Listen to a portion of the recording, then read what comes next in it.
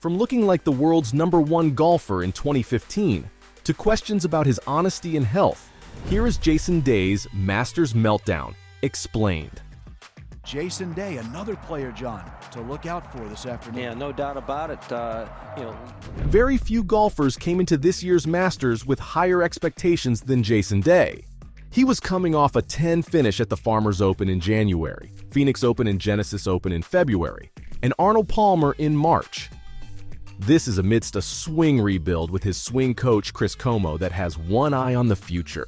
The 35-year-old is retooling his swing to alleviate the amount of pressure he places on his back to prolong his playing career, and it seems to be working. Day held the world #1 spot for 51 weeks, back in 2015, almost a decade ago, and after dropping as low as number 175, he's been on the climb again.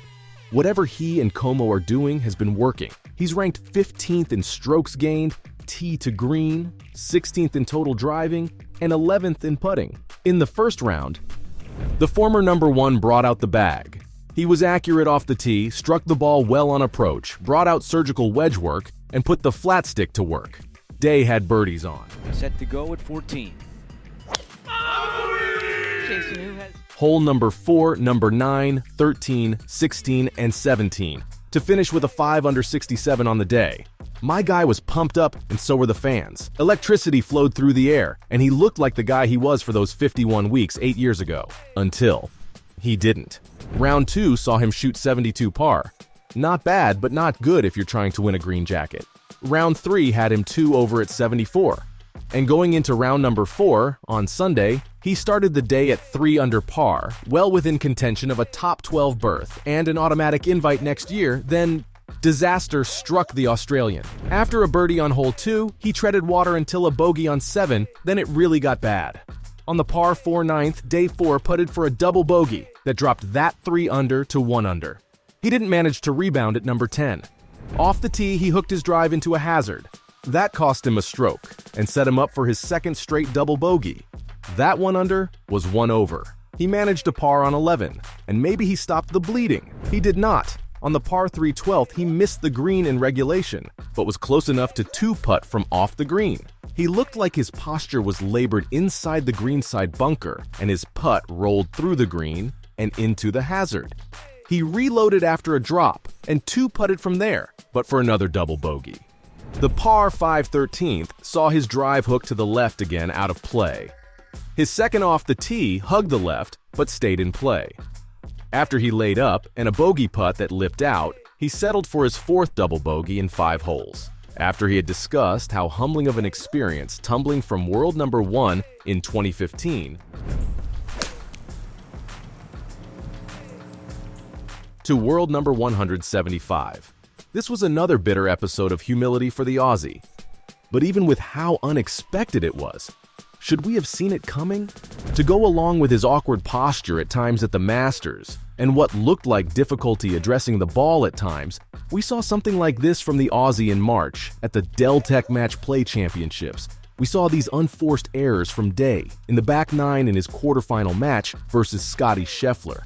Day was on point on the front 9 where he got to 3 up after a brilliant eagle on the 6th hole. But a series of unforced errors had the Aussie fade down the stretch. What's going on with someone who has worked so hard to climb the ranks again? What has been turning this well-rounded ball striker into a bogey machine in later rounds? Turns out, according to Day at least, he's been suffering from vertigo on the course off and on since the US Open at Chambers Bay in 2015, caused by a virus in his ear. One of the symptoms is vertigo. The viral infection he has been suffering from attacks the vestibular. The nerve relays information to the brain. That information relates motion and position, the 2 most fundamental principles of a golf swing.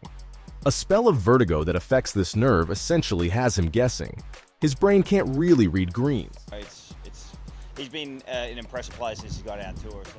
Determine if the ball is above or below his feet, fixate on the ball, and many other essential functions that even hobbyists take for granted. He insisted the bout he suffered from in his loss to Scotty Scheffler was a minor bout, but the episode at the Masters was something else. He said, "I didn't want to talk about the vertigo too much because it was just like a small bout of it, but it really kicked my butt at Augusta. Do you think he's really been suffering from a recurring viral infection? Or is it an excuse to place his poor play down the stretch of some high-pressure moments? If it is the case, and it did start in 2015 as he claims, that would explain so much as to how the #1 golfer in the world all of a sudden couldn't find a fairway or read a basic 5-footer and dropped down the world golf rankings like a lead balloon. And finally, finding out what his issue was would offer an explanation for his recent resurgence, where he has scratched and clawed his way to his current world number 34 ranking. He always had a natural and well-rounded game that would put him in good positions to score when he was at his peak. And we saw that against Scheffler, and in his first 2 rounds at Augusta. But is there something else? Something so obvious that nobody wanted to mention it? The word that you hear so much, people may start asking, what if he has the yips? The yips doesn't make sense. The yips are a sudden and unexplained loss of specific skills by experienced athletes. If it were the yips, it would only be one aspect of his game that suffered, or he wouldn't have climbed out of the PGA's basement, back into the world's top 50.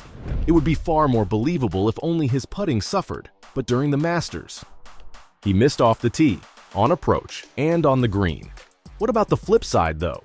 What if he's blaming something that's external for poor clutch performance?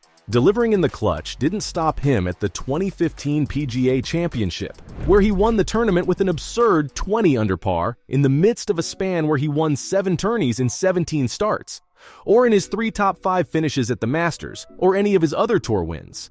But at the Wells Fargo Championship, he missed the cut. At the very tournament that he got his last win back in 2018. He was never in contention to choke, he just sort of couldn't play like the elite golfer he is, so it seems like it is coming in spurts, and doesn't seem to care when it happens.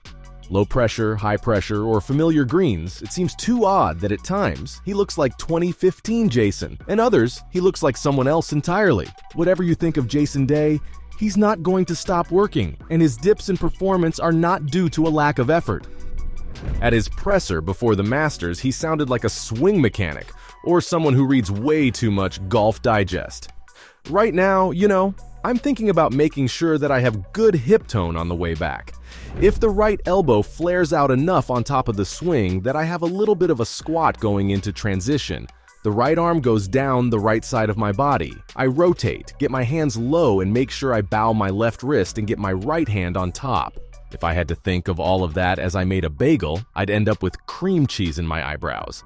Now if I thought about that as I was trying to make a bagel and was suffering from vertigo, I'd probably end up paying full price for Amy Schumer tickets. So from questions about his honesty and health to looking like the #1 rated golfer at times, that was Jason Day's Masters Meltdown, explained.